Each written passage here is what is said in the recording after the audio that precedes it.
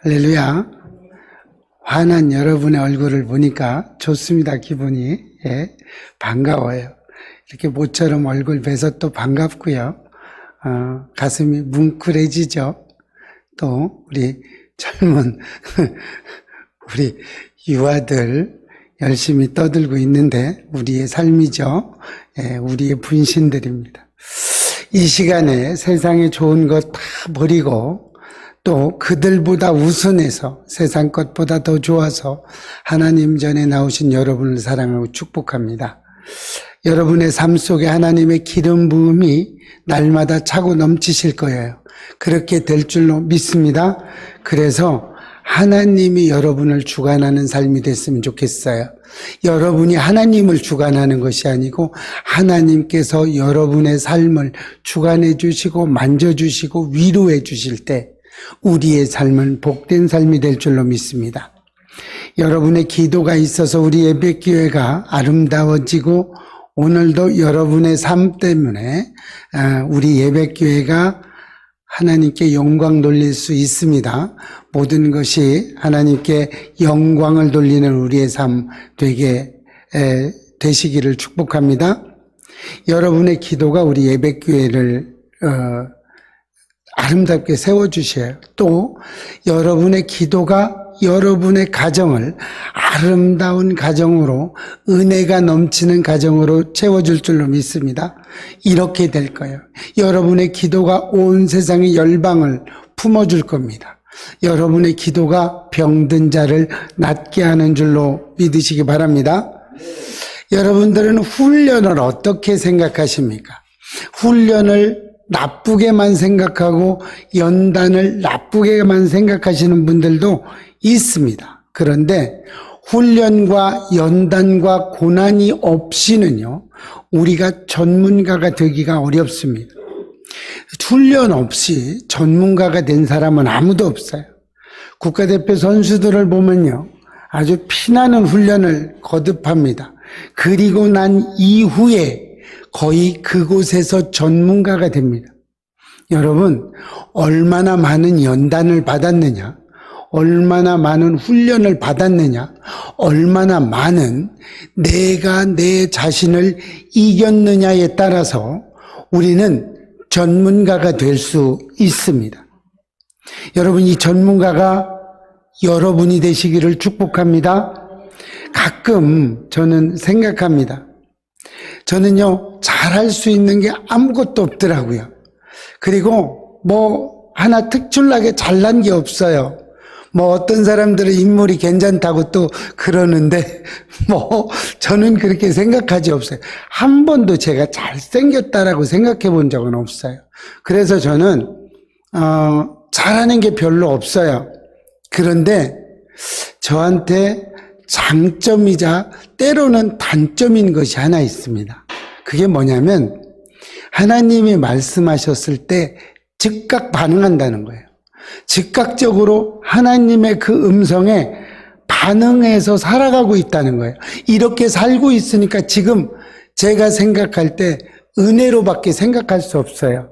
제 삶을 보면요, 은혜 외에는 어떻게 해결할 방법이 없어요. 하나님이 저를 붙잡아 주지 않으셨다면 저는 이렇게 살지 못했을 거예요. 저 가끔 생각합니다. 제가 하나님이 없는 삶을 생각을 해볼 때가 있어요. 참 신기하리만큼 제 삶에 공허감이 밀려와요. 생각만 할 때도. 내 삶에 하나님이 없었으면 얼마나 좋을까? 이렇게 보면요, 참 한심스러울 때가 있습니다.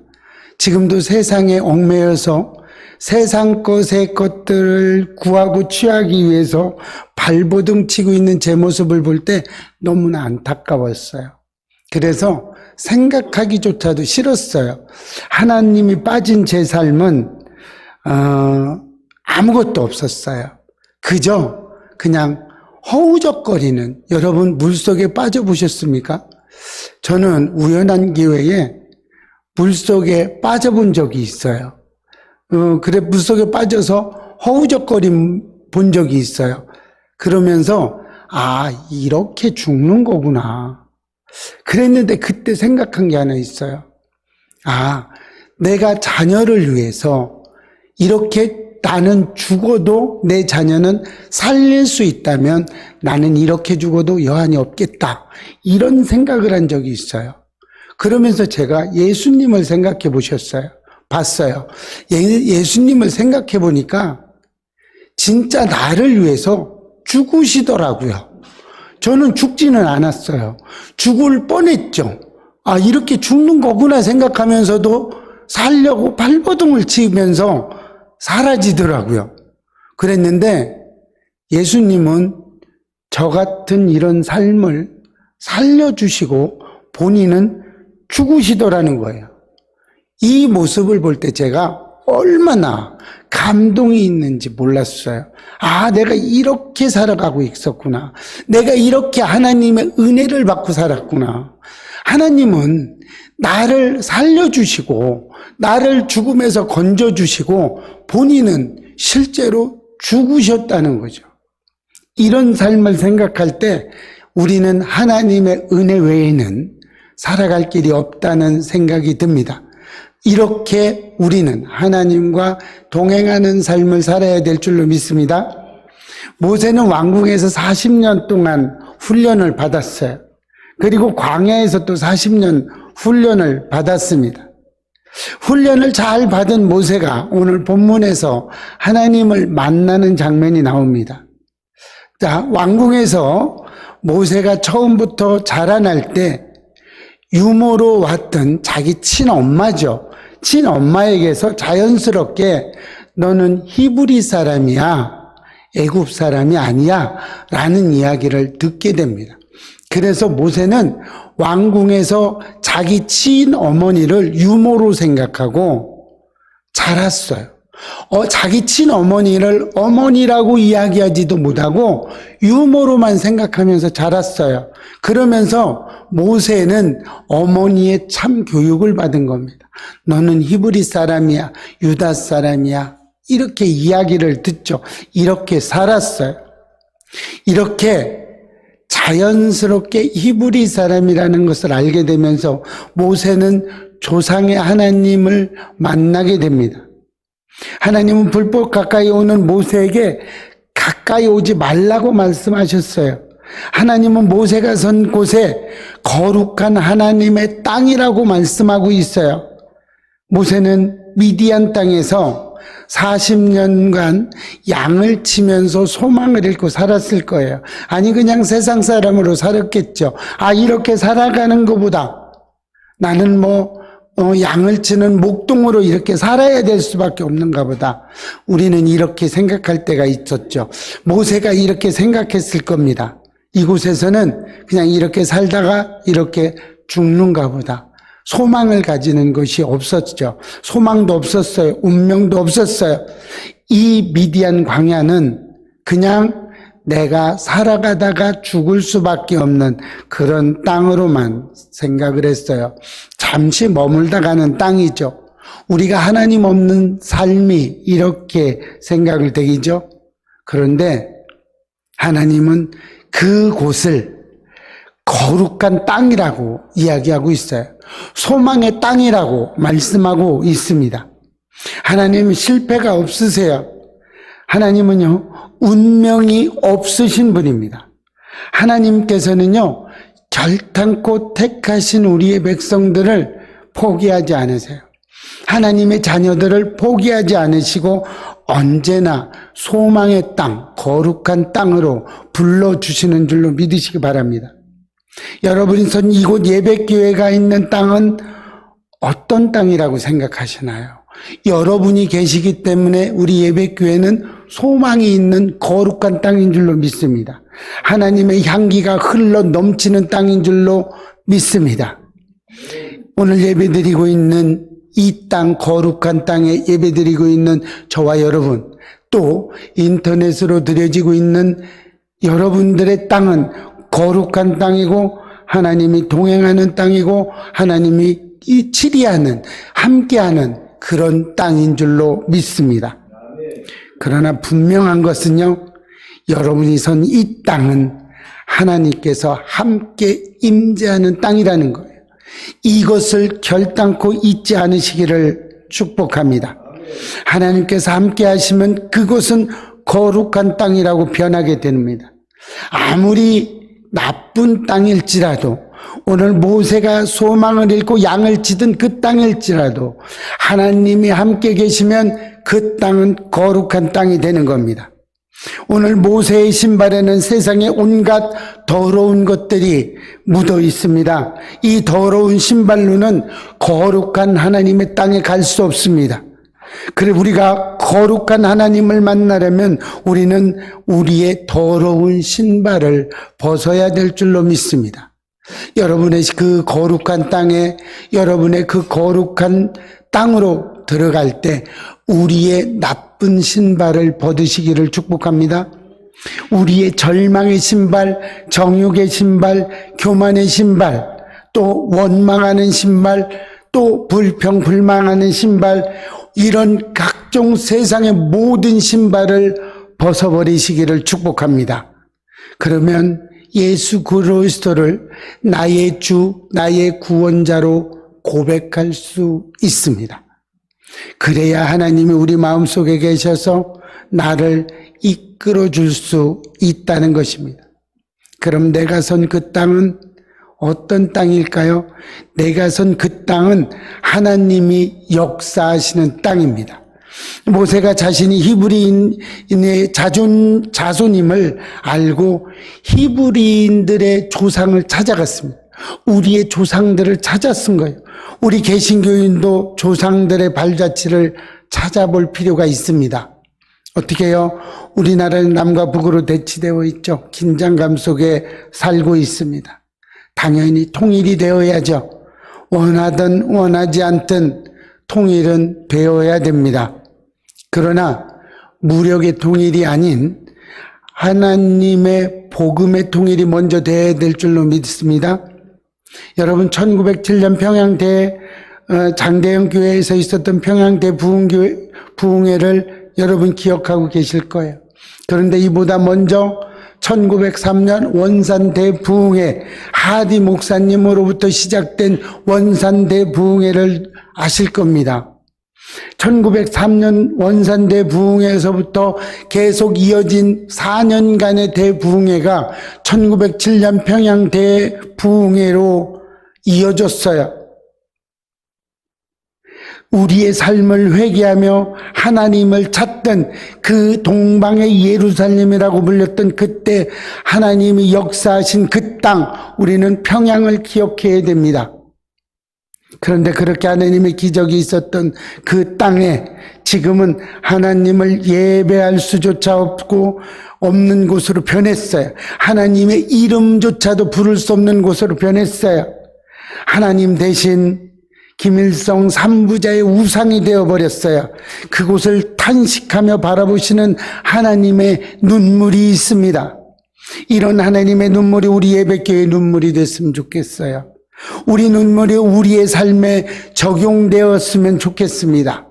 우리가 흘리는 이 눈물, 하나님의 이 눈물이 우리의 삶의 눈물이 됐으면 좋겠어요. 지금도 먹지도 못하고 추위에 떨고 있는 사람들을 우리는 그 사람들을 보면서 눈물을 흘려야 될 줄로 믿습니다. 지금도 산소호흡기를 끼고 있는 중환자실에 있는 우리의 성도들이 있어요. 이들을 위해서 우리는 눈물을 흘릴 수 있어야 됩니다. 지금도 헐떡이며 살아가고 있는 사람들에 대해서 긍휼을 여겨야 돼요. 지금도 암으로 고통받고 있는 많은 주님의 백성들 있어요. 이들을 우리는 눈물로 바라보셔야 됩니다. 고아와 과부와 나그네를 바라보는 눈물이 있어야 돼요. 이들을 위해서 헌신하는 눈물이 우리에게는 필요합니다. 우리는 기도할 수 없을 때 기도했으면 좋겠어요. 예배교회 성도들은 모두 다 눈물이 있었으면 좋겠어요. 세상을 바라보는 눈물이 있었으면 좋겠어요. 아픈 사람을 바라보는 눈물이 있었으면 좋겠어요. 홀로 된 나그네를 위해서 우리의 눈물이 있었으면 좋겠습니다. 그러기 위해서 우리는 기도 쉬는 죄를 범하지 않아야 됩니다. 기도를 쉬는 죄를 범하지 않았으면 좋겠어요. 내가 어느 곳에서 무슨 일을 어떤 일을 하든지 간에 우리는 기도했으면 좋겠습니다. 기도는 하나님과의 친밀한 관계를 가지게 합니다.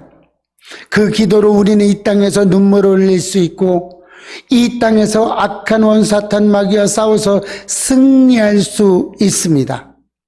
여러분, 마음껏 소리내서 기도할 수 있고 찬양할 수 있는 것이 얼마나 큰 축복인지 아십니까? 할 수 있을 때 마음껏 기도하고 찬양하시기를 축복합니다.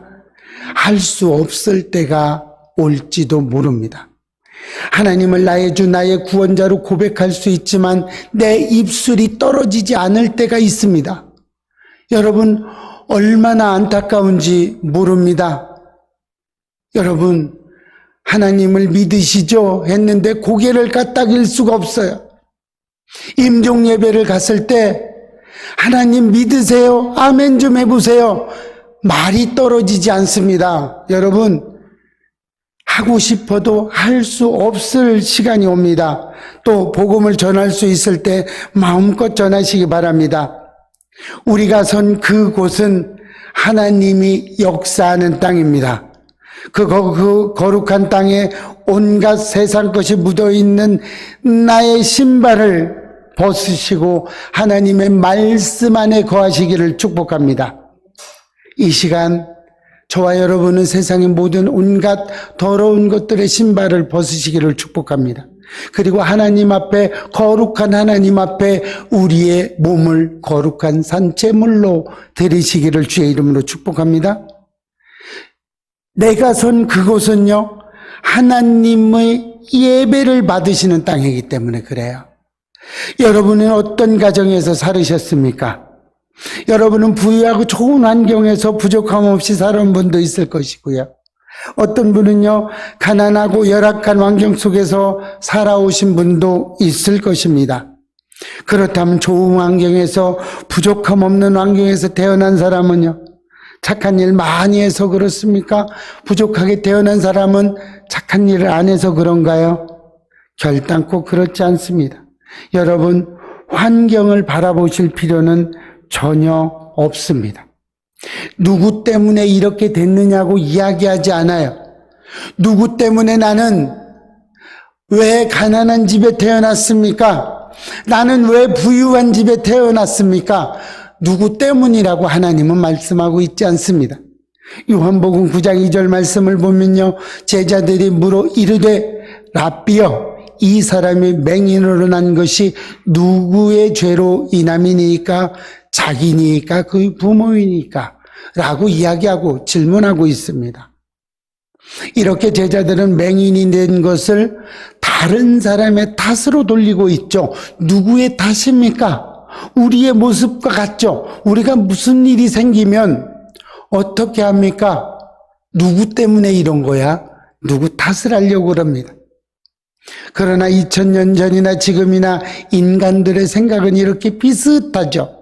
그런데 하나님은 이 질문에 대답을 해주십니다. 예수께서 대답하시되 이 사람이나 그의 부모나 부모의 죄로 인한 것이 아니라 그에게서 하나님이 하시는 일을 나타내고자 하심이라고 성경은 기록하고 있습니다. 예수님은 대답은 누구의 탓이라고 말씀하지 않았어요. 하나님의 섭리 가운데 있다고 이야기하십니다.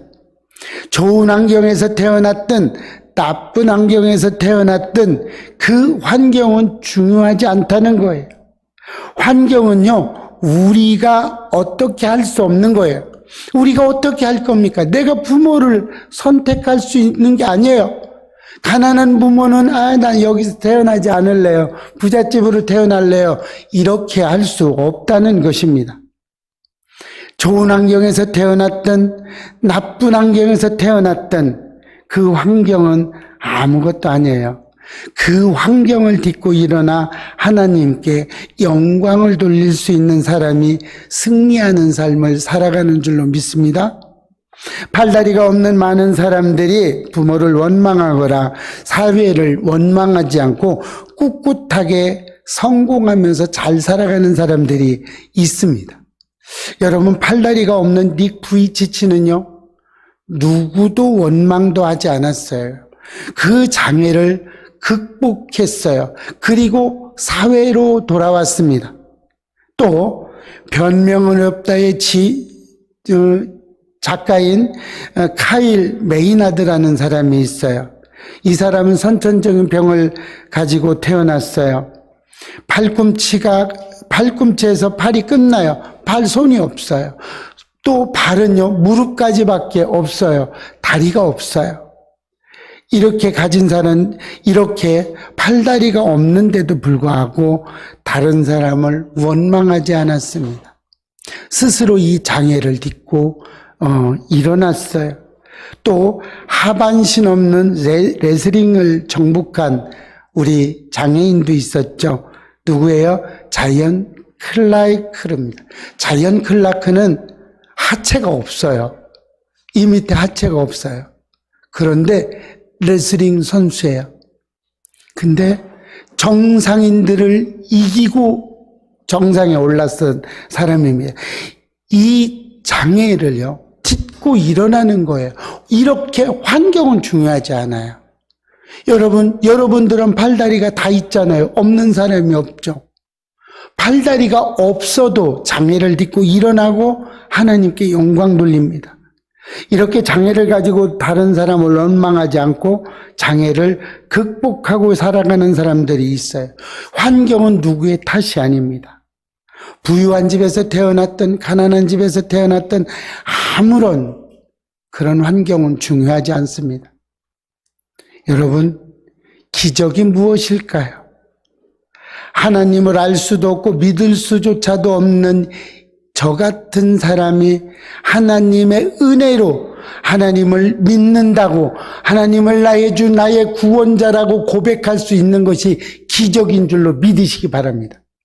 기적은 다른 데 있지 않아요. 사도행전 21장을 보면 바울이 이야기합니다. 가이사랴에서 빌립의 집에 머물 때 이야기해요. 그때 아가보라는 선지자를 통해서 성령님이 말씀하십니다. 뭐라고요? 예루살렘으로 가면 바울을 결박하고 이방인의 손에 넘겨준다고 이야기하고 있어요. 여러분, 예루살렘으로 가려는 바울에게 아가보 선지자가 이야기한 거예요. 아가보 선지자는 누구의? 성령님의 음성을 들었죠. 어떻게 해요? 무슨 말일까요? 너 바울에게 이야기하죠. 너 예루살렘으로 가면 붙잡히고 고난받으니까 가지 말라고 이야기한 건가요? 너 그곳에 가면 붙잡힐 거야. 그리고 많은 고난이 있을 거야. 그런데도 갈래? 라고 질문하는 거예요. 여러분, 우리는 예수 그리스도를 전하면서 많은 핍박을 받을 수도 있습니다. 예수 그리스도를 전하면서 우리는 또 욕을 먹을 수도 있어요. 너 이렇게 됐는데도 예수를 믿을래? 이렇게 질문하고 있는 거예요. 너 예배교회까지 오는데 1시간도 더 걸린다. 그래도 갈래? 라고 질문하는 거예요. 바울은 아랑곳하지 않고 예루살렘으로 올라갑니다. 우리가 아무리 힘들고 어려워도 우리는 복음을 전해야 됩니다. 날마다 하나님의 말씀을 선포해야 됩니다. 하나님을 나의 주 나의 구원자라고 날마다 고백하는 저와 여러분 되시기를 축복합니다. 그래서 우리는요, 환경을 바라볼 필요는 전혀 없습니다. 우리는요, 복음의 빚진 자입니다. 우리는 날마다 이 복음의 빚진 자로서 복음을 전파해야 되는 줄 믿으시기 바랍니다. 우리가 이 삶을 드릴 때 하나님은 우리에게 착하고 충성된 종이라고 하나님은 말씀하실 것입니다. 또 내가 선 그곳은요, 거룩한 땅이라고 하나님은 말씀하고 계시는 거예요. 거룩한 땅이란요, 사람의 생각이 아니라 하나님의 뜻과 하나님의 임재가 있고 하나님이 다스리는 곳을 말씀하고 있는 거예요. 그래서 우리의 마음이 언제나 어디서나 어느 곳에 있거나 우리의 마음은 거룩한 땅이 되어야 되는 줄로 믿으시기 바랍니다. 하나님의 백성, 하나님의 신부 되신 여러분이 서 있는 이곳 예배교회가 또 동백지역 또 내가 밟는 거룩한 땅이 되어야 되고 우리 가정은 나로 인해서 거룩한 땅이 되어야 되고 거룩한 곳이 되어야 됩니다. 여러분, 나를 위해 핍박하는 아내를 위해서 우리는 언제나 전심으로 섬기시기를 축복합니다. 왜요? 그곳은 하나님이 임재하시는 거룩한 땅이기 때문에 그렇습니다. 나를 핍박하는 남편을 위해서 우리는 기도해야 돼요. 그를 섬겨야 됩니다. 왜요? 그곳이 하나님이 임재한 거룩한 땅이 되기 때문에 그렇습니다. 하나님의 마음을 품은 사람이 저와 여러분이 되어야 될 줄로 믿으시기 바랍니다. 하나님은요, 많은 사람을 부르시는 게 아니에요. 하나님은요, 믿을 만한 한 사람을 선택하여 사용하십니다. 여러분의 가정을 여러분 한 사람을 보고 선택을 하시는 거예요. 하나님은 여러분의 예배교회 여러분이 그 한 사람이 되시기를 축복합니다. 여러분 하나님의 그 나라에 임하실 때 여러분이 그 한 사람이 되시기를 축복합니다. 여러분이 그 예배자의 자리에 하나님께 기도할 때 하나님이 역사하시고 인도해 주실 줄로 믿습니다. 여러분과 제가 예배하는 그 자리에서 찬양할 때 하나님이 이 세상을 향해 찬양의 소리가 울려 퍼지게 할 것입니다. 마태복음 28장 19절과 20절 말씀을 보면요. 그러므로 너희는 가서 모든 민족을 제자로 삼아 아버지와 아들과 성령의 이름으로 세례를 베풀고 내가 너희에게 분부한 모든 것을 가르쳐 지키게 하라. 볼지어다 내가 세상 끝날까지 너희와 함께 있으리라 하시니라고 말씀하고 있어요. 여러분, 하나님은 우리에게 모든 민족을 제자로 삼아 세례를 베풀고 복음의 말씀을 전하라고 이야기하고 있어요. 이 말씀을 전해야 하는 것입니다. 우리는 복음을 전해야 하는 거예요. 하나님과 동행하고 싶지 않으십니까, 여러분? 여러분 하나님과 함께하고 싶지 않으세요? 그렇다면 이 모든 민족에게 제자를 삼아 세례를 베풀고 복음을 전하시기를 축복합니다. 제일 먼저는 누구에게 이렇게 세례를 베풀어야 돼요? 나에게, 나 자신에게 먼저 제자를 삼으시고 세례를 베푸시기 바랍니다. 그리고 가정에게 또 세례를 베풀어야 돼요. 그리고 이웃에게 세례를 베풀고 제자를 삼아야 됩니다.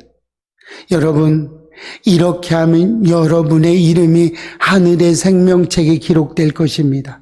그렇게 하면 하나님께서 우리의 마음 중심을 받으실 것이고 그것으로 복이 쌓을 곳이 없도록 누르고 흔들어 차고 넘치게 채워주실 것입니다. 여러분의 삶의 현장에 크신 하나님의 축복과 기적이 일어나기를 축복합니다. 여러분, 할 수 있을 때 하는 것은 아무나 할 수 있습니다. 그러나 할 수 없을 때 하는 것은 아무나 할 수 없습니다. 우리의 형편을 보면 아무것도 할 수 없는 형편일 때가 너무나 많아요. 그 형편을 바라보면 소망이 없어 보입니다. 그러나 우리의 믿음을 보면 소망이 있습니다. 믿음은 못할 것이 하나도 없겠죠. 그래서 우리는 형편을 바라보지 말고 우리의 굳건한 믿음으로 사시기를 주의 이름으로 축복합니다. 그래서 우리는 형편을 바라보지 않고 형편대로 살지 마시고 믿음대로 살으시기를 축복합니다. 말씀을 정리하겠습니다. 내가 선 그곳은요, 하나님이 역사하시는 땅입니다. 내가 선 그곳은요, 하나님이 예배를 받으시는 땅입니다. 내가 선 그곳은요, 거룩한 땅입니다.